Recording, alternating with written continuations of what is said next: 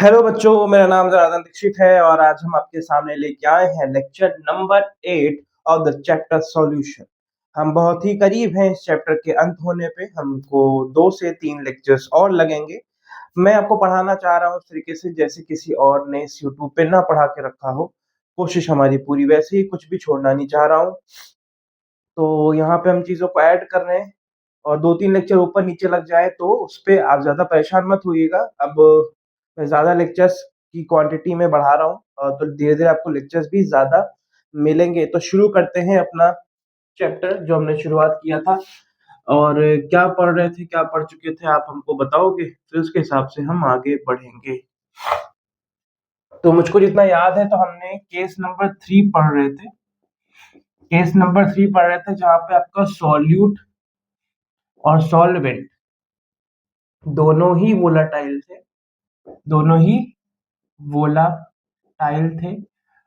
Volatile और दोनों ही कैसे थे? दोनों ही थे इमिसिबल एक दूसरे से। कैसे थे? इमिसिबल। ये इमिसिबल थे। ठीक है, इतना हमने आपको बता रखा था। एग्जाम्पल मैंने आपको दिया था, जैसे एग्जाम्पल मैंने आपको दिया था बेंजीन का और वाटर का। बेंजीन एक ऑर्गेनिक कंपाउंड है। कैसा है? ऑर्गेनिक कंपाउंड है। ऑर्गेनिक कंपाउंड, अभी आप इतना जान लो कि जिसमें कार्बन और हाइड्रोजन दोनों पाए जाएंगे उसको हम लोग कहेंगे ऑर्गेनिक कंपाउंड। उसको हम लोग कहेंगे organic compound. Organic compound are the natural compounds. पहले लैब में नहीं क्रिएट किए जाते थे, अभी लैब में भी क्रिएट किए जाते हैं। पूरी कहानी आपको ऑर्गेनिक केमिस्ट्री की शुरुआत में समझाएंगे। ठीक है, तो इसको यूज करने का मैंने आपको बताया था कि मान लीजिए, लेट कर लीजिए कि बेंजीन का जो टेम्परेचर है वो 300 डिग्री सेल्सियस है और वाटर का जो टेम्परेचर है वो 100 डिग्री सेल्सियस है। हमको 300 डिग्री सेल्सियस जाने पर दिक्कत होती है। हमको दिक्कत होती है सर, इस वजह से हमने वाटर का यूज किया। इसका high temperature, high boiling point को लो बॉइलिंग पॉइंट में कन्वर्ट करने के लिए। ऐसे कैसे हो सकता है सर? देखिए, मैं आपको एक चीज बताता हूँ। आपने इसमें से एक फॉर्मूला भी निकाला था, वाई ए अपॉन में वाई बी क्या था? पी ए नॉट अपॉन में पी बी नॉट, ऐसे था ना?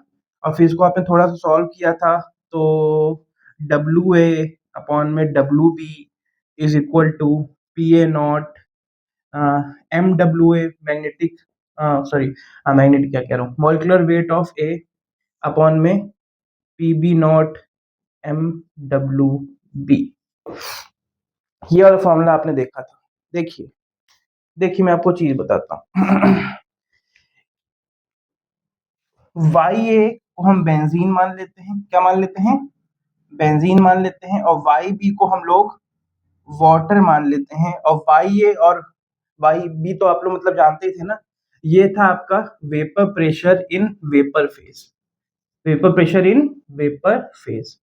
आपको ये चीज ध्यान में रखनी है कि आपका vapour pressure is inversely proportion to boiling point होता है। Inversely proportion to boiling point होता है। तो मुझको मतलब कि ये पीए बेंजीन का बॉइलिंग पॉइंट होगा, सॉरी प्रेशर होगा, और ये पीबी क्या होगा? वाटर का प्योर फॉर्म में उसका प्रेशर होगा, वेपर प्रेशर होगा। ठीक है, सॉरी सॉरी, ये वेपर प्रेशर नहीं, मोल फ्रैक्शन, माफ कर दीजिए। मोल फ्रैक्शन है। क्या है ये?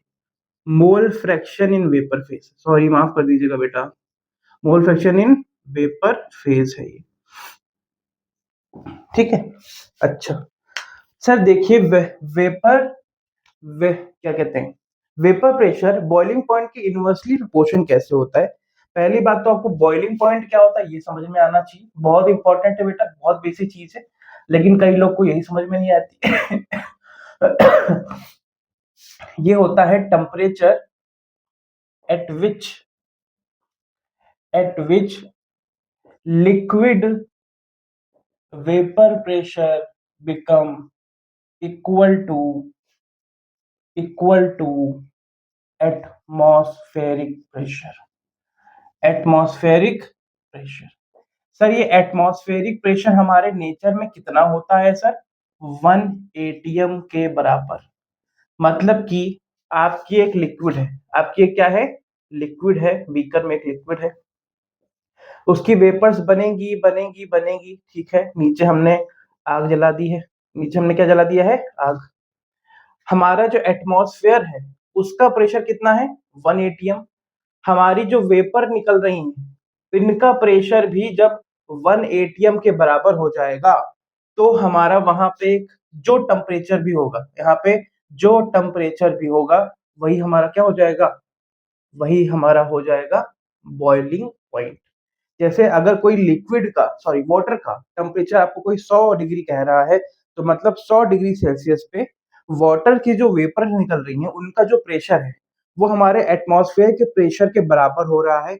जिस टेम्परेचर पे वो वाटर ये काम करके दिखा रहा है उसको कहते हैं बॉइलिंग पॉइंट, है ना। तो temperature at which the liquid vapour pressure become equal to the atmospheric pressure, इसको हम लोग क्या कहते हैं, बॉइलिंग पॉइंट। अच्छा सर, मान लीजिए एक लिक्विड है, एक लिक्विड है ए, एक लिक्विड है ए लिक्विड और एक लिक्विड है बी लिक्विड। एटमॉस्फेरिक प्रेशर तो 1 एटीएम होगा दोनों के लिए ही, 1 एटीएम 1 एटीएम। मान लीजिए इसका वेपर प्रेशर जो शुरुआत में ही है वो मान लीजिए 0.01 एटीएम है और इसका जो वेपर प्रेशर जो शुरुआत में ही है वो मान लीजिए थोड़ा सा इससे ज्यादा है, वो मान लीजिए 0.5 एटीएम है, वो मान लीजिए 0.5 एटीएम है। तो यहां से यहां जाने पर वेपर प्रेशर का डिफरेंस ज्यादा है कि नहीं है, सॉरी वेपर प्रेशर और एटमॉस्फेरिक प्रेशर जो होने वाला उसका डिफरेंस ज्यादा है कि नहीं, कितना डिफरेंस है, 0.9 का डिफरेंस है। इस बड़े डिफरेंस को पार करने के लिए आपको टेम्परेचर ज्यादा लगाना पड़ेगा कि नहीं लगाना पड़ेगा, टेम्परेचर ज्यादा लगाना पड़ेगा, मतलब बॉइलिंग पॉइंट कैसा हो जाएगा सर, ज्यादा हो जाएगा। बॉइलिंग पॉइंट कैसा हो जाएगा, ज्यादा हो जाएगा। अच्छा यहाँ पे डिफरेंस कितना है, 0.5 का डिफरेंस है। कितना डिफरेंस है, 0.5 का डिफरेंस है, यहीं तक इसको पहुंचना था।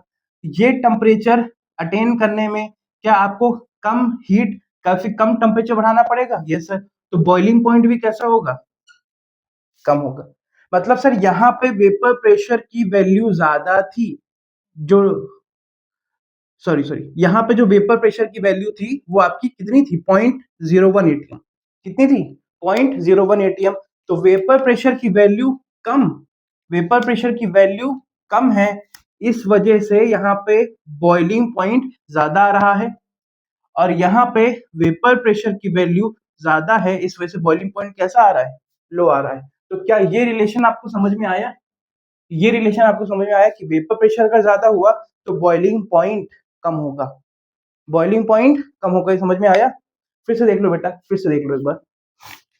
दो लिक्विड ली, दोनों को 1 एटीएम पे पहुंचना था तो बॉइलिंग पॉइंट उनका आ जाता। एक का जो वेपर प्रेशर शुरुआत में है वो 0.01 है, एक का जो वेपर प्रेशर शुरुआत में है वो 0.05। तो 0.05 को 1 एटीएम तक पहुंचने के लिए कम टाइम लगेगा, कम टेम्परेचर देना पड़ेगा। अच्छा 0.05 0.01 से बड़ा है कि नहीं, यस सर बड़ा है, 1 एटीएम के पास ज्यादा है, 1 एटीएम के पास ज्यादा है, तो यहाँ पे बॉइलिंग पॉइंट की वैल्यू कम आएगी।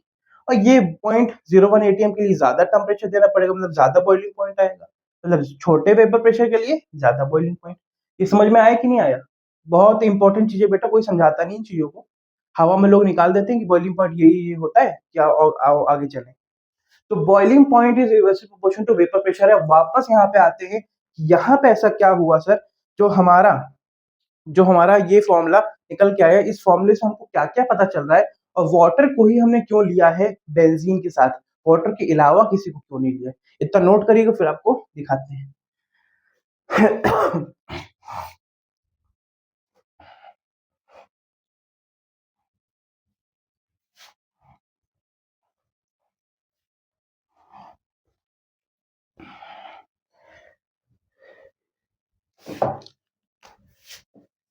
देखिए इसमें क्या हो रहा है, एक हमारा बीकर है, इसमें हमारा बेंजीन भी है, क्या है, बेंजीन भी है, और हमारा वाटर भी है, वाटर भी है।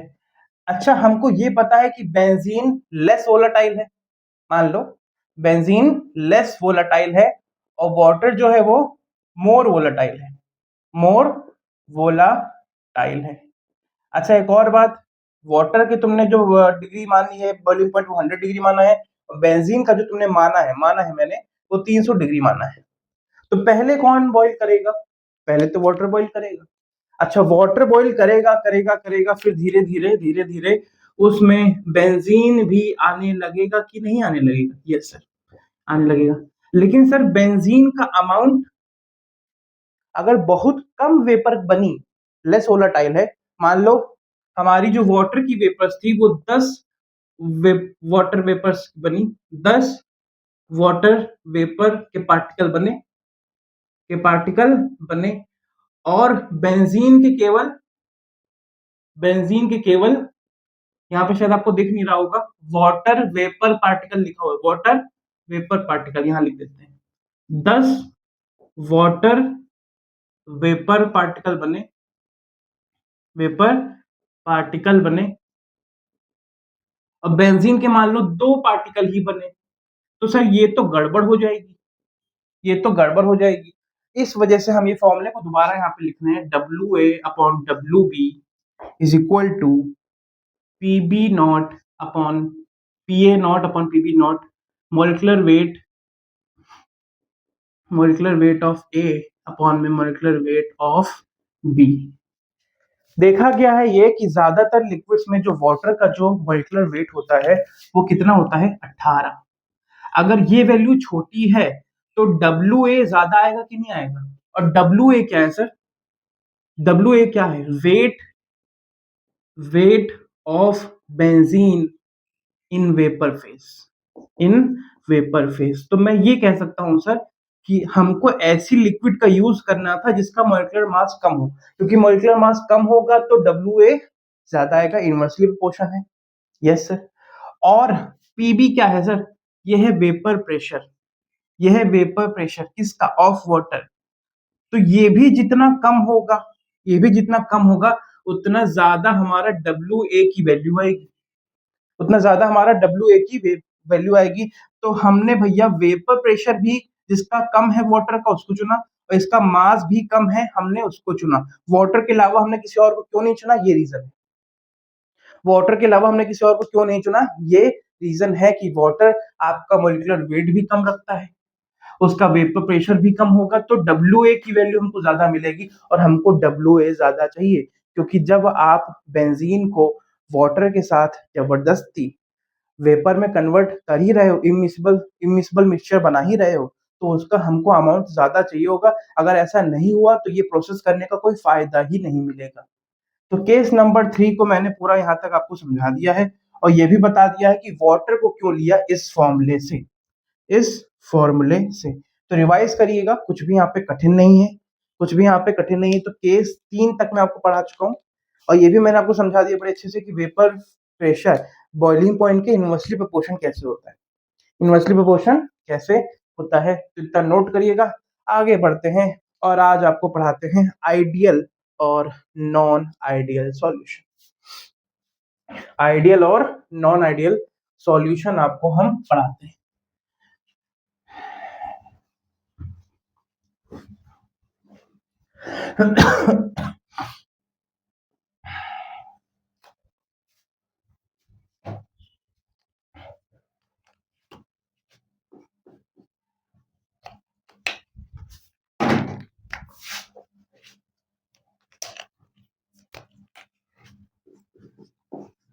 आइडियल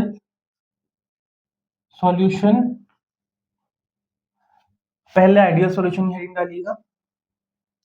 आइडियल सॉल्यूशन का मतलब है कि जो फॉलो करे आपका राउल्ट लॉ, फॉलो करे आपका Raoult law, Raoult law, Raoult law के कौन वाले केसेस? केस नंबर 1 और केस नंबर 2, जिसमें सॉल्यूट और सॉल्वेंट एक में नॉन वोलेटाइल होता है, एक में वोलेटाइल होता है, और केस नंबर 2 में सॉल्यूट और सॉल्वेंट जो दोनों ही के दोनों कैसे होते हैं? वोलेटाइल होता है, ये भी कैसा होता है? वोलेटाइल होता है। तो आइडियल सॉल्यूशन वो होता है जो फॉलो करे राउल्ट लॉ। और क्या होता है आइडियल सॉल्यूशन? आइडियल सॉल्यूशन वो होता है जहां पे मान लीजिए लिक्विड ए और लिक्विड बी को आपस में मिलाया जा रहा है और मिल के बनाया जा रहा है सॉल्यूशन। तो इस वाले बीकर के अंदर जो इंटरेक्शन होगा वो ए और ए से इंटरेक्शन कर रहा होगा। इस वाले बीकर के अंदर जो इंटरेक्शन हो रहा होगा वो बी से बी का इंटरेक्शन हो रहा होगा, और इस वाले बीकर के अंदर जो इंटरेक्शन हो रहा होगा वो ए से बी का हो रहा होगा, ए से बी का हो रहा होगा। तो कहने का मतलब ये है कि आपका अगर आइडियल सॉल्यूशन होगा तो ए का जो भी इंटरेक्शन है, बी बी का जो भी इंटरेक्शन है वो बराबर होगा या फिर सेम स्ट्रेंथ वाला होगा ए और बी के इंटरेक्शन से, ए और बी के इंटरेक्शन से। एग्जाम्पल है कोई? यस सर एग्जाम्पल है। मैं अगर हेक्सेन ले लूं और हेप्टेन ले लूं, हेक्सेन और हेप्टेन जानते हो क्या होता है? सर हेक्सेन जिसमें 6 कार्बन होते हैं और हाइड्रोजन कितने होते हैं? जनरल फॉर्मूला क्या होता है? CnH2n+2। एल्केन का जनरल फॉर्मूला क्लास 10th में पढ़ाया जाता है बेटा, क्लास 10th में पढ़ाया जाता है ना। अगर ये Cn है तो यहाँ पे कितना हो जाएगा? ये H14 हो जाएंगे, और अगर ये 7 है तो ये हो जाएगा 16, ये हो जाएगा 16। अच्छा हेक्सेन और हेप्टेन दोनों ही नॉन पोलर हैं, दोनों ही नॉन पोलर हैं, नॉन पोलर हैं। और जब ये सॉल्यूशन भी बनाते हैं, जब ये सॉल्यूशन भी बनाते हैं तो वो भी कैसा होता है? Non polar. भाई नॉन पोलर मिलके पोलर थोड़ी ना बना देगा, नॉन पोलर मिलके पोलर थोड़ी ना बना देगा। तो मैं ये कह रहा हूँ कि ए का इंटरेक्शन कैसा था? Non polar interaction. बीबी का इंटरेक्शन कैसा था? Non polar interaction. A B का भी इंटरेक्शन कैसा था? मतलब हेक्सेन से हेक्सेन का इंटरेक्शन नॉन पोलर, हेप्टेन से हेप्टेन का इंटरेक्शन नॉन पोलर, और हेक्सेन और हेप्टेन का आपस में interaction non polar, non polar. तो ये आपको मैंने आइडियल सॉल्यूशन की थ्योरी बताई। इसको ग्राफ में कैसे दिखाते हैं? आइए दिखाते हैं आपको।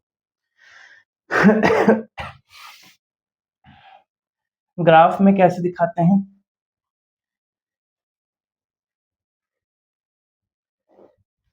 अच्छा राउल्ट लॉ हमारा क्या होता था, कोई याद दिला सकता है? राउल्ट लॉ का फॉर्मूला याद है किसी को? PT is equal to PA plus PB। Yes sir, PT is equal to PA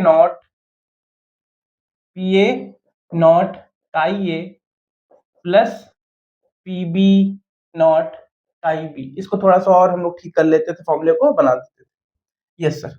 चलो हेक्सेन को हम A कहे दे रहे हैं और हेप्टेन को हम B कहे दे रहे हैं, ठीक है। आओ एक ग्राफ बनाते हैं। ग्राफ कैसे बनेगा देखो, ये है ग्राफ, ये है ग्राफ। ये मान लो y एक्सिस है, y एक्सिस, और ये मान लो नीचे क्या है? ये x एक्सिस है। इस y एक्सिस पे मैं वेपर प्रेशर ले लेता हूँ। क्या ले लेता हूँ? Vapour pressure. एक कहीं पे भी मान लेता हूँ, कहीं पे भी मान लेता हूँ कि हमारा PA नॉट एक वैल्यू होगी, मतलब प्योर प्योर हेक्सेन का वेपर प्रेशर, प्योर हेक्सेन का वेपर प्रेशर। और कहीं पे हम बी को मान लेते हैं, चलो थोड़ा ऊपर मान लेते हैं, ऊपर नीचे आप कहीं भी मान सकते हो, वैल्यूज रटनी नहीं है, वैल्यूज रटनी नहीं है। तो पीबी नॉट मान लेते हैं प्योर हेप्टेन का वेपर प्रेशर, प्योर हेप्टेन का वेपर प्रेशर। अगर पीए नॉट है तो मतलब वहां पे केवल और केवल इस पहले वाले बीकर की बात की जा रही है, यहाँ पे बी तो कुछ है ही नहीं। मतलब यहाँ पे काई ए की वैल्यू 1 होगी और काई बी की वैल्यू क्या होगी? 0 होगी। काई बी की वैल्यू क्या होगी? 0 होगी। फिर अगर इस लाइन पे बात की जाए कि जहाँ पे पीबी नॉट है, मतलब केवल वहां बी बीकर की बात हो रही होगी, बी जिसमें है, हेप्टेन जिसमें है, मतलब यहाँ पे काई ए क्या हो जाएगा? यहाँ पे काई ए 0 हो जाएगा और काई बी क्या हो जाएगा? 1 हो जाएगा। इतना समझ में आया कि भैया पीए नॉट जहां पे बात करोगे वहां पे हमारा काई ए 1 रह जाएगा, काई बी 0 हो जाएगा, क्योंकि chi A plus chi B equal to 1 होता था। काई ए का 1 होना मतलब कि सब कुछ ए ही है, सब कुछ हेक्सेन है, और काई बी का 1 होने का मतलब क्या है? कि सब कुछ हेप्टेन ही है, सब कुछ हेप्टेन ही है। अच्छा अब बन दोनों मिलकर क्या बना दिए? सॉल्यूशन। दोनों मिलकर क्या बना दिए? सॉल्यूशन। अच्छा मैं आपको बताऊं, एक अगर सीधी लाइन इस पॉइंट से इस पॉइंट के बीच में खींच दे तो ये लाइन आपको टोटल प्रेशर बताती है पीटी, जो कि होता है पीए प्लस पीबी। अच्छा, जितने भी पॉइंट है उनको जरा ज्वाइन करो, यहां से यहां और यहां से यहां। ये बताओ, जब इधर से हम इधर की तरफ जा रहे हैं तो ये जो लाइन है ये पीए की वैल्यू दिखा रहा होगा कि पीबी की वैल्यू दिखा रहा होगा? देखो ये जो लाइन है धीरे धीरे दिखा रही है कि पीबी इंक्रीज हो रहा है, तो ये लाइन पीबी दिखा रही है। अच्छा, इधर से आओ, इस पॉइंट से पकड़ो, इधर से फिर इधर जाओ। इधर से इधर जाने पे पीबी घट रहा है। ये सर पीबी तो घट रहा है, लेकिन क्या बढ़ रहा है? पीए बढ़ रहा है। और ये लाइन कैसी बढ़ रही है? ऐसे, ऐसे, है ना? ये लाइन ऐसे बढ़ती चली जा रही है, मतलब पीए की वैल्यू बढ़ती चली जा रही है। पीए पीए नॉट प्योर फॉर्म का वेपर प्रेशर था, मैक्सिमम। मैक्सिमम पीए क्या है? सॉल्यूशन के अंदर अब जो हेक्सेन का वेपर प्रेशर बचा है। पीबी क्या है? सॉल्यूशन के अंदर जो हेप्टेन का वेपर प्रेशर बचा है। हेप्टेन का प्योर फॉर्म में वेपर प्रेशर पीबी नॉट था, तो हर बार ही उसकी तरफ टेंड करने की कोशिश करेगा, हर बार ही उसकी तरफ टेंड करने की कोशिश करेगा, लेकिन कर नहीं पाएगा। तो ये वाली लाइन आपकी पीबी दिखा रही है और ये वाली लाइन आपकी पीए दिखा रही है। It is a graphical representation of ideal solution. ये क्या है? Graphical representation, representation of ideal solution, ideal solution. तो प्लीज इसको नोट करिएगा। और कुछ प्रॉपर्टीज हम लोग इसके आगे देखते हैं, कुछ प्रॉपर्टीज देखते हैं इसके आगे आइडियल सॉल्यूशन की। आइडियल सॉल्यूशन की कुछ प्रॉपर्टीज देखते हैं, बहुत मजेदार है, देखिए आइए। Properties of ideal solution heading डालिएगा, properties of ideal solution heading डालिएगा, प्रॉपर्टीज ऑफ आइडियल सॉल्यूशन।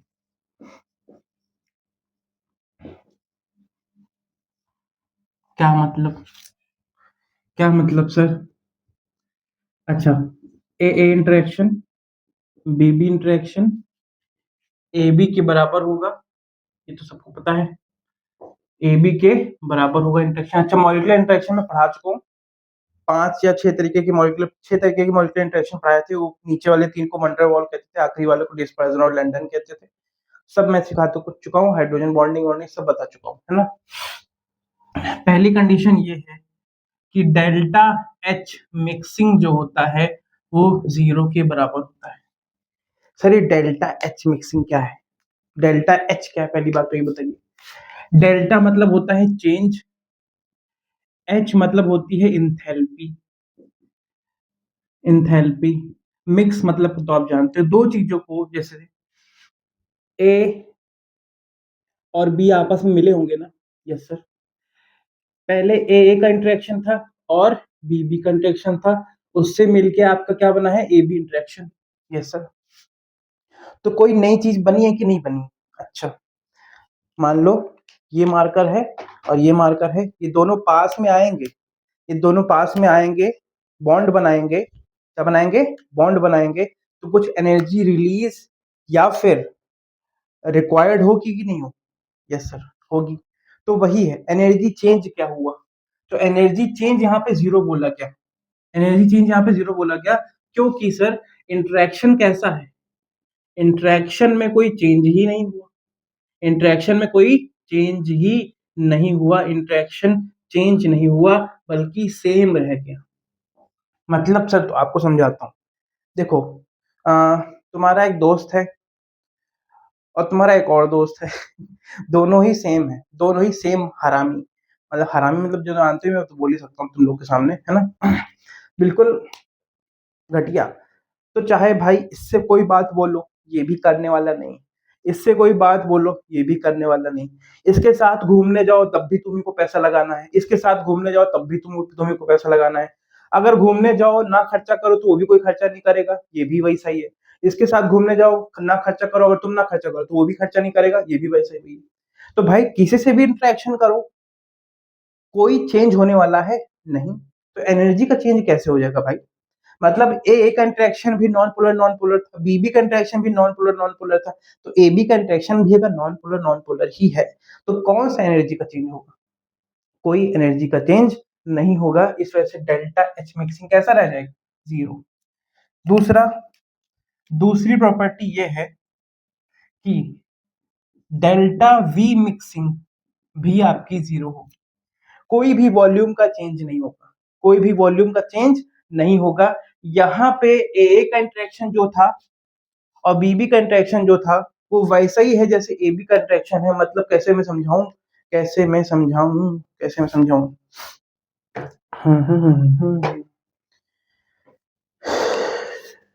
टिक टिक टिक।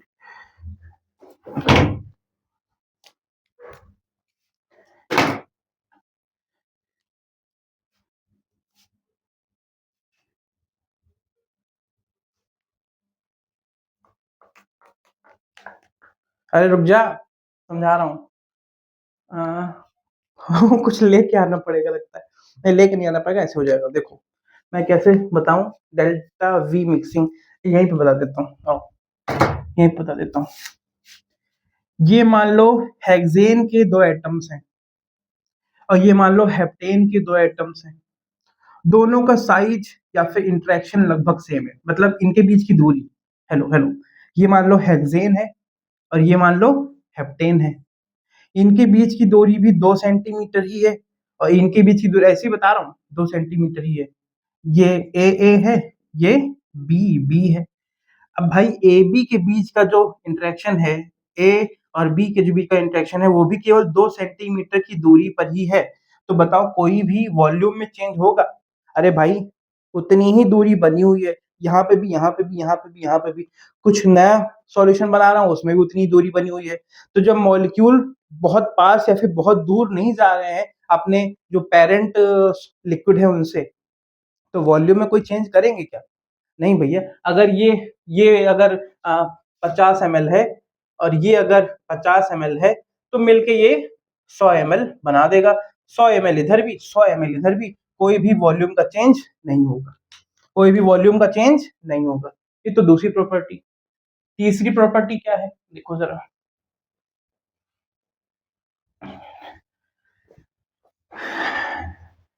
तीसरी प्रॉपर्टी क्या है? तीसरी प्रॉपर्टी ये है कि डेल्टा जी मिक्सिंग जो होता है वो लेस देन जीरो रहेगा। सर ये क्या बकवास बता दी आपने, ये तो हमको बिल्कुल समझ में नहीं आ रही। इसको समझाएं? लेकिन आज आइडियल सॉल्यूशन भी पूरा टाइम ले लेगा, लेकिन देने दो भाई, देने दो। आज तो इसको समझाते हैं, आओ। डेल्टा तो मतलब जानते ही हो, चेंज। जी क्या है? Gibbs free energy, Gibbs free energy. Um तो मिक्सिंग होता है जानते ही हो। सर ये गिब्स फ्री एनर्जी क्या होता है? देखिए एक मान लो डिब्बा है, यहाँ पिस्टन लगा दी, पिस्टन में तो जानते हो ना, जिसको ऊपर नीचे दाएं बाएं कर सकते हो। यहाँ पे एक गैस भरी हुई है। क्या भरी हुई है? गैस भरी हुई है। ये पिस्टन है। इस किया क्या तुमने, इस पिस्टन को तुमने दबा दिया, खूब दबा दिया, यहाँ पे दबा दिया बिल्कुल। तो ये मॉलिक्यूल जो थे वो दब गए, कंप्रेस हो गए गैस। यस, कंप्रेस हो गई, कंप्रेस हो गई। मतलब सर पिस्टन ऊपर था, गैस अंदर थी उसके, फिर पिस्टन को और दबा दिया, गैस दब गई, कंप्रेस हो गई। अब कुछ देर तो हाथ वहीं पे रखा रहा और फिर हाथ वहां से छोड़ा। अच्छा, गैस के जो मॉलिक्यूल होते हैं इनके पास होती है फ्री एनर्जी। क्या होती है? Free energy.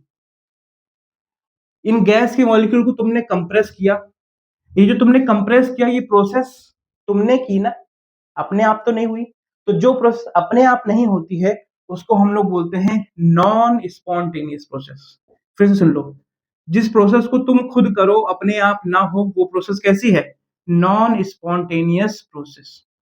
अब ये बताओ, जो तुमने दबा के रखा था, नॉन स्पॉन्टेनियस प्रोसेस करके रखी थी, अब इसको तुमने जो छोड़ दिया है, ये गैस उस पिस्टन को वापस ऊपर ढकेलेगी कि नहीं ढकेलेगी?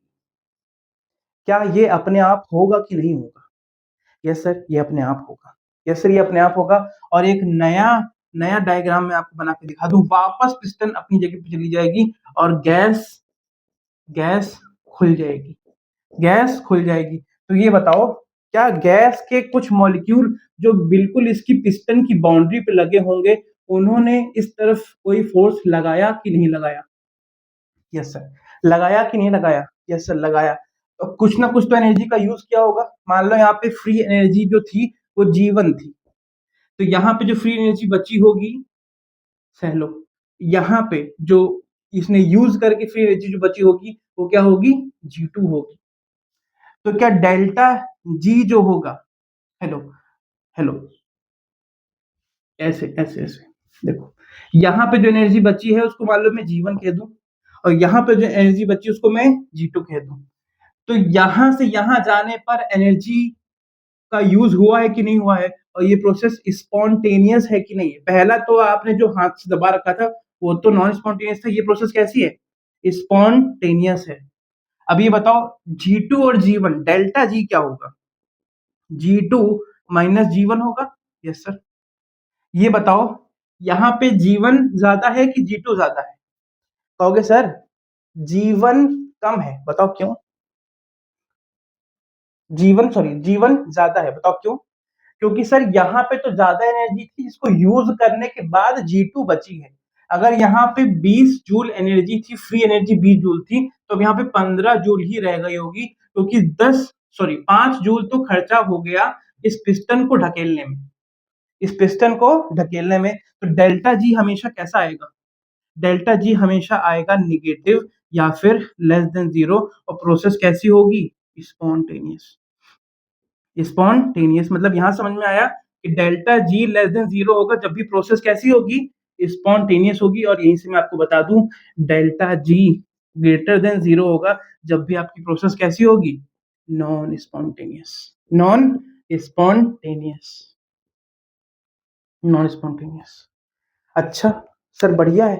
तो मुझको लग रहा है जब भी कोई चीजें आपस में घुलती हैं, देखो ए और ए आपस में इंटरेक्शन बनाए थे, बी और बी आपस में इंटरेक्शन बनाए थे। देखो अगर एक एग्जांपल तुमको देता हूँ, बर्फ का पिघलना क्या स्पॉन्टेनियस प्रोसेस है कि नॉन स्पॉन्टेनियस प्रोसेस है? कई बच्चे में से कहते हैं कि सर बर्फ के टुकड़े को फ्रिज से निकाल के बाहर तो हमने रखा ना, हमने रखा ना। अरे नहीं भाई, तुमने केवल रखा, लेकिन क्या मेल्टिंग की प्रोसेस वो तुमने करवाई? नहीं सर, वो अपने आप हो गई, वो अपने आप पिघल गया इस टेम्परेचर में, है ना, बाहर के एटमॉस्फेरिक टेम्परेचर में। तो मेरे को ये बताओ बेटा, एक हाँ, तो मेरे को ये बताओ बेटा कि किसी भी दो चीजों का मिलना, यहाँ पे जो ए इंटरेक्शन और बी इंटरेक्शन, दो बीकर थे, इन दोनों बीकर के ए हेक्सेन और हेप्टेन को तुमने एक बीकर के अंदर उड़ेल दिया, एक सॉल्यूट है एक सॉल्वेंट है, उड़ेल दिया। इनमें आपस में जो मिक्सिंग हो रही है वो क्या तुम करवा रहे हो? अगर नहीं, उड़ेला तो हमने, बीकर में तो हमने डाला नहीं बेटा, बर्फ का टुकड़ा तुमने बाहर निकाला, लेकिन मेल्टिंग अपने आप हुई। तो मिक्सिंग अपने आप हुई है कि नहीं हुई? मिक्सिंग अपने आप हुई है कि नहीं हुई? मिक्सिंग इज अ प्रोसेस और not? Yes, it is a process. And delta G is less than zero. Delta G is less than zero. This is the third property of this ideal solution. इसके बाद एक चौथी property पढ़ाते हैं आपको, आखिरी property. और इसको याद रखिएगा बेटे, इन चीजों को भूलिएगा नहीं। ये एग्जाम्पल बड़ा अच्छा है, कोई दे नहीं पाता इस गिब्स एनर्जी को, कोई समझा नहीं पाता एक बार में। मैंने आपको समझाया है, मैंने आपको समझाया है। तो फिर से देख लीजिए, गैस के पास फ्री एनर्जी होती है, उसको आपने कंप्रेस किया, ये नॉन स्पॉन्टेनियस प्रोसेस थी। कुछ देर बाद आपने वो हाथ छोड़ दिया, गैस क्या करेंगी? वापस उस पिस्टन को ढकेलेंगी। गैस के पार्टिकल्स ने उस पिस्टन को ढकेला, मतलब गैस के पार्टिकल्स ने कुछ वर्क किया, कुछ एनर्जी का लॉस किया। मान लो पहले उनके पास एनर्जी 20 जूल थी, बच गई कितनी? 15 जूल। और ये प्रोसेस कैसी हुई? अपने आप हुई थी, स्पॉन्टेनियस प्रोसेस। तो फ्री एनर्जी का चेंज कितना होगा? Delta G, G2 minus G1, G2 minus G1। और डेल्टा जी कैसा निकल आया? निगेटिव, क्योंकि G2 कम है और G1 ज्यादा है। G2 कम है, G1 ज्यादा है। तो यहाँ से एक हमने एक फॉर्मूला बना लिया और एक हमने यहाँ पे थ्योरी निकाल ली। ठीक है। चौथी जो है वो delta S mixing is more than zero. अरे भैया ये क्या है? डेल्टा एस बताएं क्या है? डेल्टा का तो मतलब जानते हो, चेंज। एस का मतलब बताएं क्या होता है? एंट्रोपी। क्या होता है? एंट्रोपी। एंट्रोपी क्या दिखाती है sir? Degree of randomness. Degree of randomness, ये क्या होता है सर? देखो बहुत अच्छा एग्जांपल देता हूँ। तुम्हारे यहाँ स्कूल में पढ़ाई चल रही है, 5th पीरियड के बाद लंच होता है। 5th पीरियड के बाद लंच होता है 11:30-12 बजे के लगभग। 11:30 बजे तक अगर तुम क्लास 11th में हो और तुम्हारे सारे 5 सेक्शन है, तुम्हारे मान लो 5 सेक्शन, और पांचों सेक्शन में कोई बायो वाला है, कोई फिजिक्स वाला है, कोई मैथ वाला है, कोई कॉमर्स वाला है, कोई आर्ट वाला, कोई इकोनॉमिक्स वाला, अलग अलग सेक्शन में बटे होंगे, ठीक। अच्छा, उन सारे सेक्शनों में तुम्हारे दोस्त होते हैं कि नहीं होते? यस, होते हैं। तो अगर जैसे ही लंच की बेल बजेगी, लंच की घंटी बजेगी, तो सारे क्लासेस में लंच की घंटी बजने के पहले एक ऑर्डर में सब लोग बैठे हुए थे। कोई रेंडमनेस थी? नहीं। लड़कियां अपनी रोज में बैठी हुई थी, लड़के अपनी रोज में बैठे हुए थे। सेक्शन ए वाले सेक्शन ए में थे, सेक्शन बी वाले सेक्शन बी में थे। लंच होने के बाद, लंच की घंटी घंटी बजने के बाद सेक्शन सी वाली लड़कियां सेक्शन ए वाले लड़कियों के साथ जाके बैठ के लंच कर रही हैं।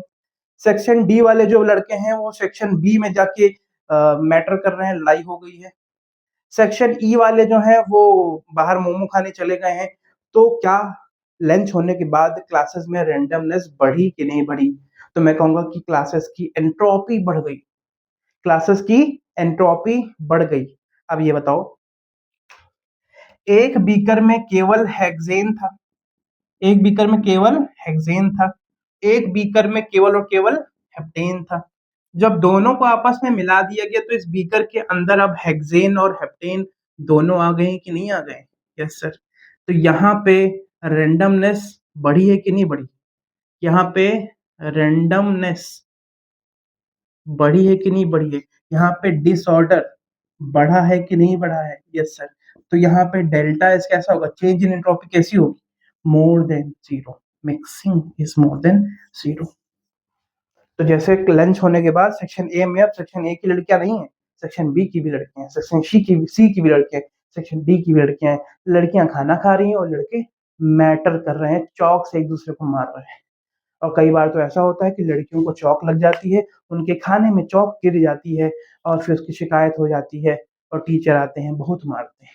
लड़कों को तो खेलना होता है, लड़के क्या करते हैं? लंच होने के पहले लंच खा लेते हैं। आधे घंटे का, 20 मिनट का, 25 मिनट का लंच होता है।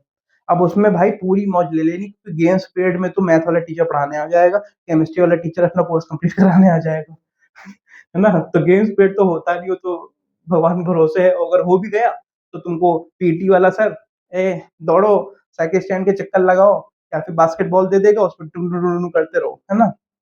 भाई बहुत बेकार होता है। सबसे बढ़िया वो होते हैं टेबल टेनिस वाले। चले गए अपना टीटी टेबल, टीटी बैट लेके, आएंगे ही नहीं, लंच के बाद ही आएंगे सीधे, है ना? हाँ। तो आइडियल सॉल्यूशन आज मैंने पूरा आपको समझा दिया है। बहुत सारी चीजें आपको समझाई हैं जो और चैप्टर्स की भी हैं, कि डेल्टा एस और डेल्टा जी आपके थर्मोडायनेमिक्स के टॉपिक है।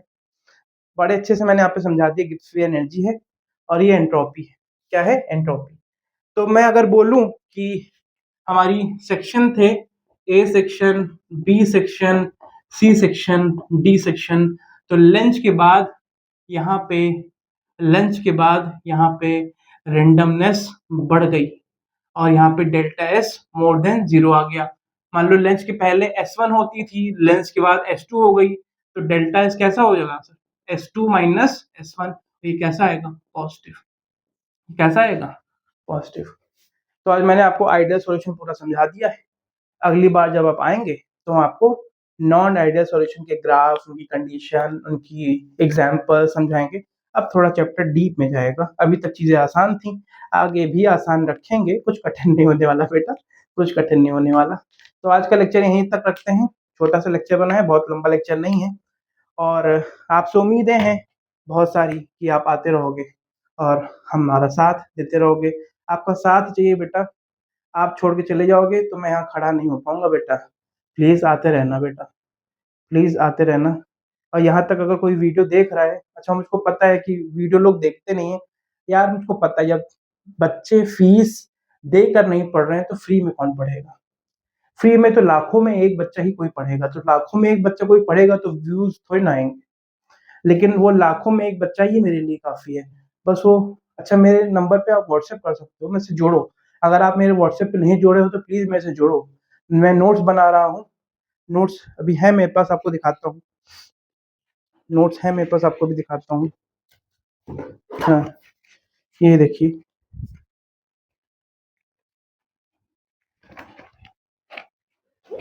ये नोट्स मैं बना रहा हूँ, धीरे-धीरे बना रहा हूँ। अभी आपको नोट्स नहीं दे रहा हूँ, नोट्स बन रहे हैं बेटा। ये सब देखो बनाए, इसमें सब बेसिक कॉन्सेप्ट केमिस्ट्री का है, सॉल्यूशन का बना चुका हूँ, है ना? तो काफ़ी चीज़ें हैं जो मैं बना चुका हूँ, इसमें नोट देखो ये बन रहे हैं। तो आप उसमें मेरे साथ जुड़िएगा ग्रुप में, तो आपको मैं नोट दूँगा, फिर एक बार पढ़ा लो, फिर आपको मैं नोट्स दूँगा। नहीं तो अगर पढ़ाने से पहले ही नोट दे दूँगा तो आप लोग बनाओगे ही नहीं ढंग से, बनाओगे ही नहीं ढंग से। तो आज की क्लास यहीं पे खत्म करते हैं और अगली बार आप आइएगा, आपसे उम्मीदें बहुत हैं, आप भी हमसे उम्मीदें रखिए। उम्मीदों का दामन मत छोड़िए, हिम्मत मत छोड़िए, बहुत ज़रूरी है, हिम्मत पकड़े रहिएगा, छोड़िएगा नहीं, ठीक है? मेरा नाम जनार्दन दीक्षित है, प्लीज़ आते रहिएगा। Thank you so much. यहाँ पे कुछ लिंक आ रहे हैं, देख लो, पढ़ते लिखते तो हो नहीं। Thank you so much, thank you so much, thank you so much.